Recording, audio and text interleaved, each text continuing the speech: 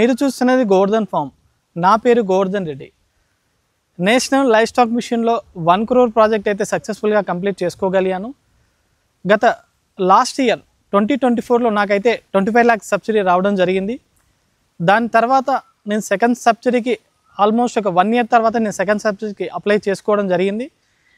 చేసుకున్న ఒక 3 monthsలోనే నాకు సెకండ్ సబ్సిడీ రావడం జరిగింది. ఆ సెకండ్ సబ్సిడీ కూడా లాస్ట్ మంత్ జూన్లో రావడం జరిగింది.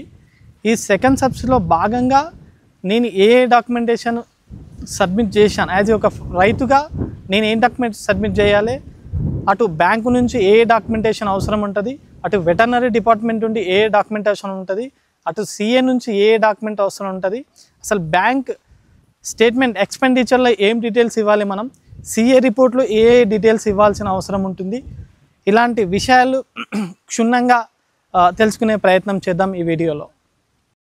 ఫస్ట్ సబ్సిడీ వచ్చిన రైతులు సెకండ్ సబ్సిడీకి ఎక్కడ స్టార్ట్ చేయాలనే విషయాన్ని మనం క్లుప్తంగా ఈ వీడియోలో తెలుసుకునే ప్రయత్నం చేద్దాం. ఫస్ట్ మనం చేయాల్సిన మొదటి స్టెప్ ఏంటంటే, మనకు నేషనల్ లైవ్ స్టాక్ పోర్టల్లో standard format 4 and utilization certificates అయితే అవైలబుల్ ఉన్నాయి.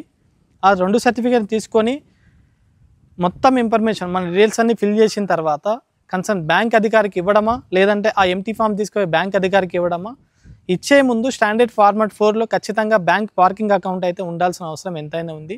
యూటిలైజేషన్ సర్టిఫికేట్లో మనకు ఫస్ట్ సబ్సిడీ ఎప్పుడు వచ్చిందన్న డేటు, రిక్వైర్డ్ డీటెయిల్స్ ఇవ్వాల్సిన అవసరం ఉంది.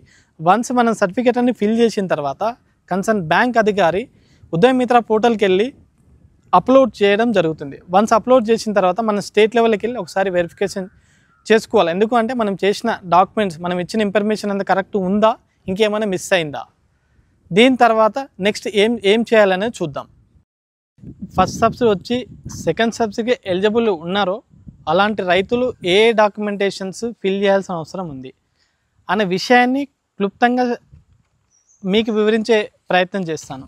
ముఖ్యంగా స్టేట్మెంట్ ఆఫ్ ఎక్స్పెండిచర్.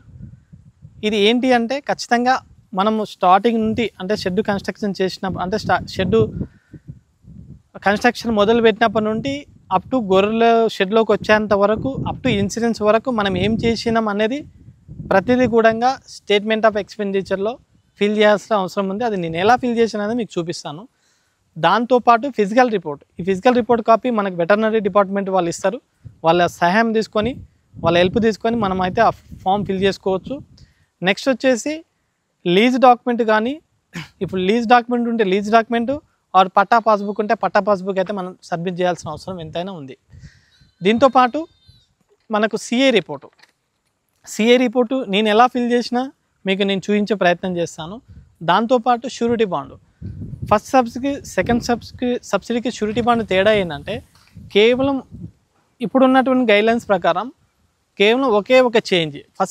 మీరు కనుక ఫస్ట్ సబ్సిడీలో 25 lakhs అని అమౌంట్ ఉంటుంది. సెకండ్ సబ్సిడీలో 25 lakhs బదులు 50 lakhs ఇవ్వడం జరుగుతుంది. కేవలం అదే తేడా, మిగతాదంతా యాజ్ ఇట్ ఈస్గా మనం ప్రాసెస్ చేయడం జరుగుతుంది. దాంతోపాటు అబ్స్ట్రాక్ట్ బిల్స్, అంటే లేబర్కి ఎలా ఇచ్చాము పేమెంటు, ఐరన్కి పేమెంట్ ఎలా ఇచ్చాము, రేకులకు పేమెంట్ ఎలా ఇచ్చాము, షీట్స్కి పేమెంట్ ఎలా ఇచ్చాము, జాలికి పేమెంట్ ఎలా ఇచ్చాము, ప్రతిదీ కూడా నేను ఎలా తయారు చేశాను అనే విషయాన్ని మీకు పేపర్ రూపంలో చూపించడం జరుగుతుంది. ప్రతిదీ కూడా జిఎస్టీ బిల్ అనేది కంపల్సరీగా మనం సబ్మిట్ చేయాల్సిన అవసరం ఉంది. దాంతోపాటు షీప్స్ కంటే నాన్ జిఎస్టీ బిల్ ఉంటుంది కాబట్టి బయ్యరు సెల్లర్ అసలు ఆ ఫార్మాట్ అనేది ఎలా ఫిల్ చేయాలి, ఇన్ కేస్ క్యాష్ రూపంలో కానీ ట్రాన్స్ఫర్ చేస్తే కనుక మనం ఒక క్యాష్ టిప్స్ అనేది ఎలా తయారు చేయాలి.